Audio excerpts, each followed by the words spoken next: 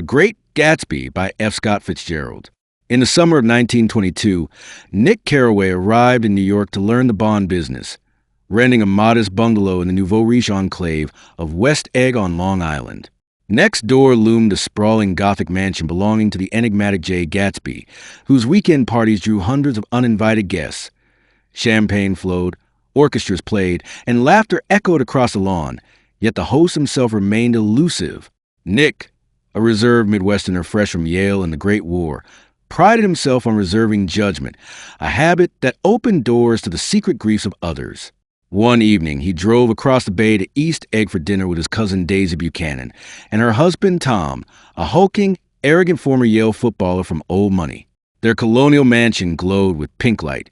Inside, Daisy spoke in a thrilling, low voice that promised everything, while Tom boasted a Nordic superiority and casually mentioned a call from his mistress.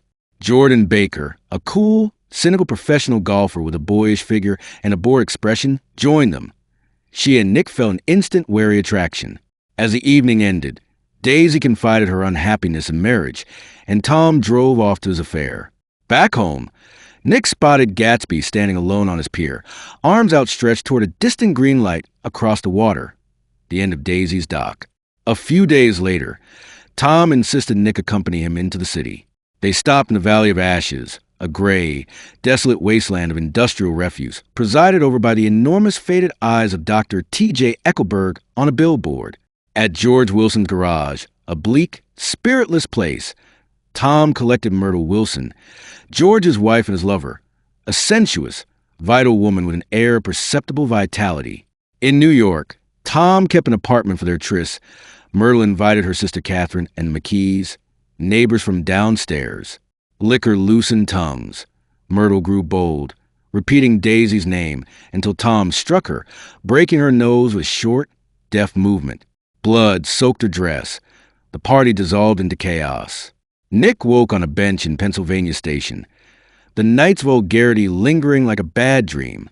One Saturday, Gatsby's chauffeur delivered a formal invitation to one of the legendary parties. Nick wandered to the marble swimming pool, the buffet with glistening hors d'oeuvres, and the bar where guests mixed forbidden cocktails. He fell out of place among the strangers until he met Jordan. Together they searched for the host. A young man in a cream suit approached, smiling with an understanding that made Nick feel forgiven for everything. "I'm Gatsby," he said. He claimed they had served together in the war, though Nick had no memory of it. Gatsby called him old sport and spoke with a practiced Oxford accent. Later, Gatsby took Jordan aside for a private conversation. When she returned, she confided that Gatsby had known Daisy 5 years earlier in Louisville, had fallen deeply in love with her before shipping out to war, and now stared at the green light every night, hoping to reclaim the past.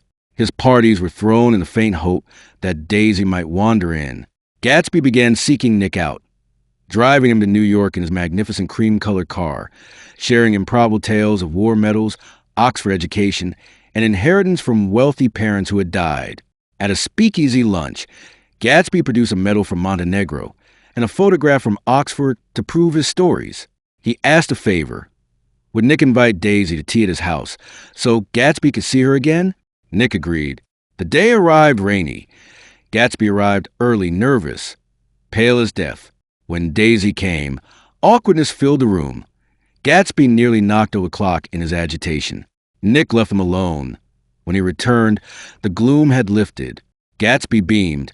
Daisy cried happy tears. The reunion succeeded beyond hope. From then on, Gatsby and Daisy met secretly. Gatsby showed her his mansion, room by room, culminating in his bedroom where he piled shirts of silk and linen before her. She wept at their beauty. They spent afternoons together while Tom grew suspicious. One hot afternoon, the group, Nick, Jordan, Tom, Daisy, and Gatsby, met at the Buchanans for lunch. Gatsby stared at Daisy with undisguised passion. Tom noticed. Tension simmered until Tom proposed driving into the city. They rented a suite at the Plaza Hotel. There, Tom confronted Gatsby, accusing him of bootlegging and fraud, sneering that no amount of new money could buy the Buchanans' world. Gatsby demanded Daisy admit she had never loved Tom.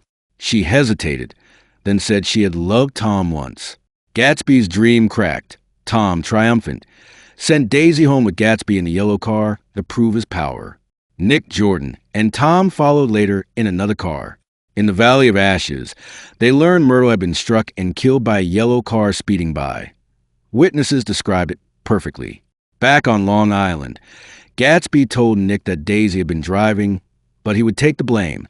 Nick urged him to flee, but Gatsby refused.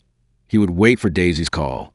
The next morning, George Wilson, driven mad by grief and convinced the car's owner was Myrtle's lover, tracked Gatsby to his mansion.